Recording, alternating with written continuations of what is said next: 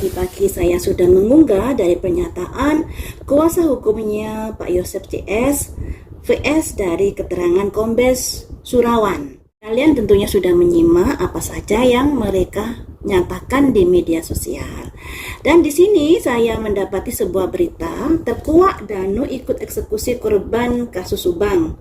Baru akui pukul Amel sebut atas perintah Yosef. Nah, di sini ternyata di prarekonstruksi kedua ini ada pemberitaan Danu mengakui bahwa Danu ikut dalam penyiksaan Amel, memukul dan memegangi tangannya atas perintah Yosef.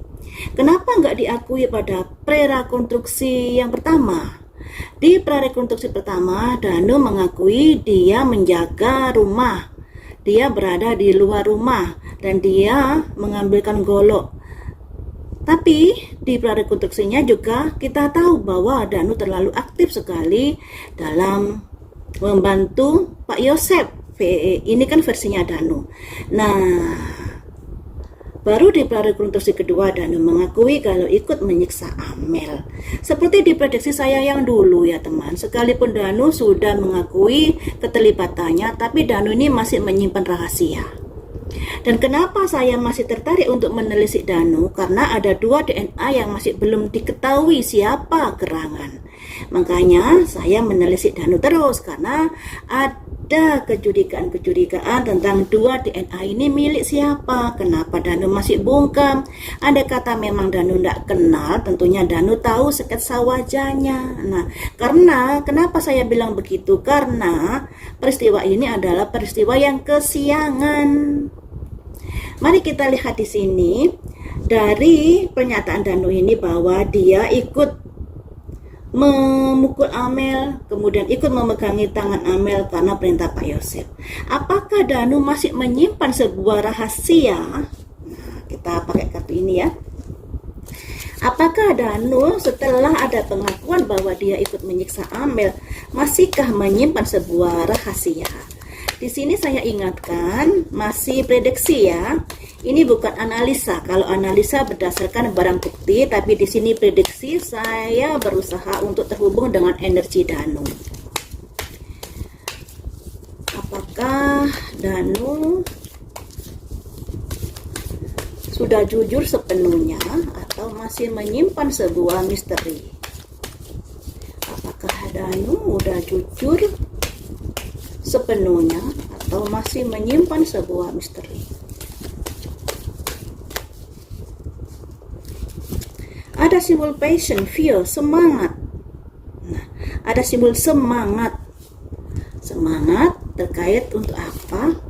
Untuk ada Earth Magic, ini kartu yang positif ya. Kartu positif ini ibaratnya ada titik terang terhadap pengakuan Danu di sini, di mana Danu sudah bersemangat untuk membantu pengungkapan kasus ini. Tapi di sini ada seliti teman-teman, ada sebuah rahasia yang masih tersimpan di dalam pikirannya Danu. Selain Danu berusaha untuk membantu pengungkapan kasus ini, tapi Danu juga masih menyimpan sebuah rahasia. Ya. Mengapa harus masih menyimpan sebuah rahasia? Mengapa? Terkait dari peristiwa kematian Ibu Tuti dan Amel ini. Jadi ada rahasia yang masuk belum sepenuhnya diungkap Danu terkait ada hubungannya dengan kejadian malam itu. Satu kartu lagi, mengapa Danu masih belum jujur? Karena ada perspektif pemikiran gelap, lorong gelap untuk menuju sebuah titik terang. Jadi lorong gelap ini masih dalam pemikiran-pemikiran Danu terkait dengan adanya rahasia-rahasia yang masih disimpan Danu. Jadi selain Danu ini juga membantu pengungkapan kasus ini karena memang ada kronologinya, tapi Danu ini juga masih belum sepenuhnya untuk membuka apa yang dia ketahui. Jadi masih ada rahasia yang masih disimpan Danu terkait peristiwa malam itu, dikarenakan Danu memiliki pemikiran-pemikiran tersendiri. Nah, kalau kita gabungkan dengan prediksi saya yang dulu, Danu ini masih melindungi orang yang disayangi loh ya. Dan orang yang disayangi ini kalau dari prediksi saya ada kondisi yang status sosialnya menengah ke bawah, dan Danu sangat menyayangi orang itu. Nah, andai kata Danu jujur, ada kemungkinan mungkin orang tersebut terseret di dalam kasus ini. Makanya Danu berusaha menutupi keterkaitan orang tersebut. Apakah seperti itu ya? Ini masih prediksi ya. Kita boleh berasumsi di sini. Asumsi juga harus disesuaikan dengan alat bukti. Nah, di sini berhubung ada 2 DNA yang masih belum diketahui siapa gerangan, makanya saya masih ingin menelisik Danu ini.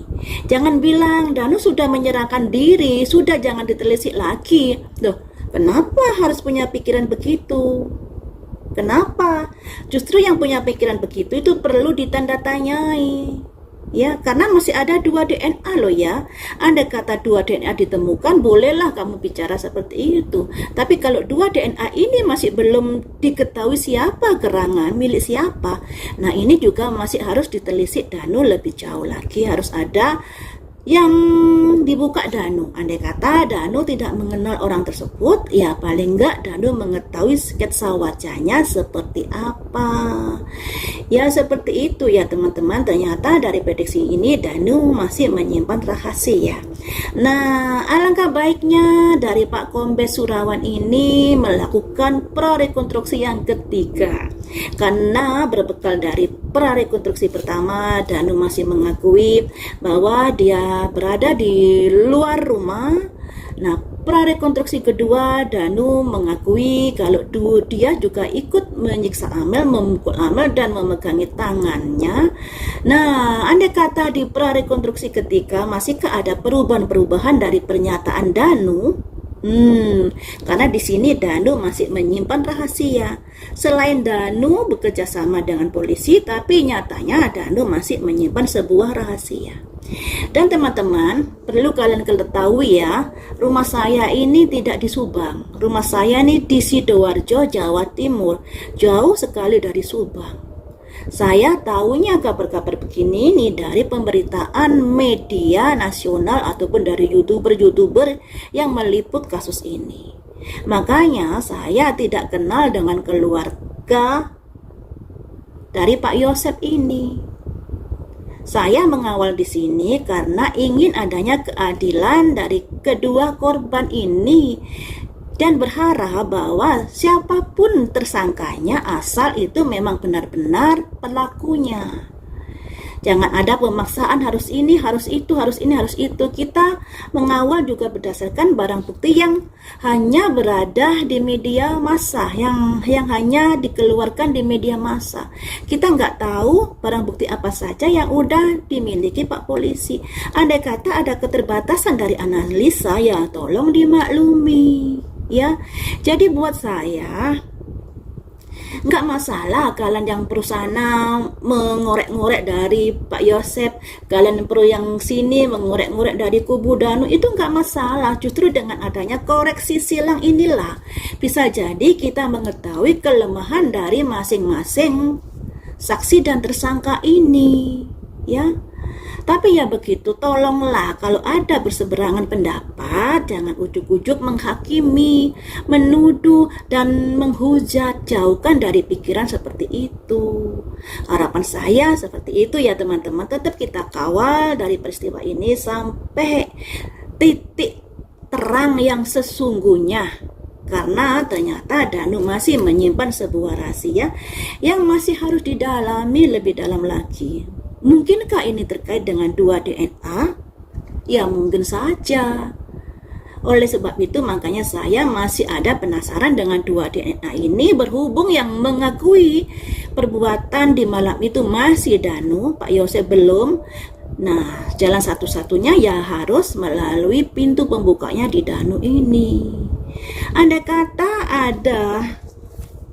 ada ini loh ya, ada keterbukaan dari Danu siapa dua DNA tersebut. Tentunya hal itu juga akan menolong Danu loh sebenarnya, akan menguatkan Danu karena Danu memiliki dua saksi yang juga bisa menguatkan dari keterangan Danu terkait Pak Yosep, Ariki, Abi, dan Bu Mimin. Nah, andai kata tidak ada saksinya, ya tentunya pihak polisi harus berusaha menemukan alat bukti yang kuat yang sulit untuk terbantahkan dari keempat tersangka tersebut. Seperti itu ya teman-teman. Jadi kedepankan positive thinking pada sesama pengawal kasus Subang ini. Boleh kalian bercuriga pada si A atau bercuriga pada si B, karena ketiga kecurigaan kalian dipadukan siapa tahu menemukan jalan terang. Karena mungkin aja dari pihak A dan pihak B terlibat semua di dalam kasus ini. Bisa jadi seperti itu kan. Nah, itu masih pikiran-pikiran saya. Nggak tahu lagi nanti ceritanya seperti apa. Kita tunggu lagi dari kabar-kabar yang terbaru nantinya.